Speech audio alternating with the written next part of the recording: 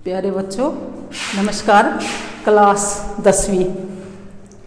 तो बेटा आज हम पढ़ने जाएंगे जीवनी और आत्मकथा का अंतर स्पष्ट कीजिए कि जीवनी में और आत्मकथा में क्या अंतर है, क्या फर्क है। जीवनी और आत्मकथा दोनों ही गद्य में लिखे जाने वाली विधाएं हैं, पर इन दोनों में अंतर है। जीवनी हिंदी साहित्य की एक महत्वपूर्ण विधा है। जीवनी किसी जाने माने व्यक्ति के जीवन कथा पर आधारित होती है, ठीक है। इसमें समय के क्रम के अनुसार घटनाओं का चित्रण किया जाता है। जैसे जैसा समय हो उसी के अनुसार घटनाओं का चित्रण किया जाता है। साहित्य की अनेक आधुनिक विधाओं में के समान जीवनी साहित्य के स्वस्थ एवं समग्र स्वरूप का आरंभ कब हुआ था, ये श्री भारतेंदु युग में माना जाता है। जीवनी लेखक के लिए ये आवश्यक नहीं कि वह जिसकी जीवनी लिखे उसे उसका निकट का संबंध हो।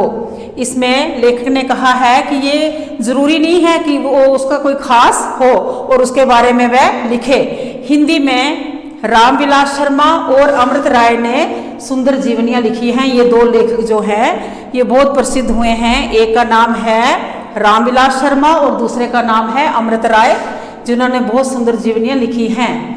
शिवाजी, मीराबाई, विक्रमादित्य, बिहारी, सूरदास और अहिल्याबाई आदि के भी प्रशस्त जीवन चरित्र उनके पुस्तकों में चित्रित किए गए हैं।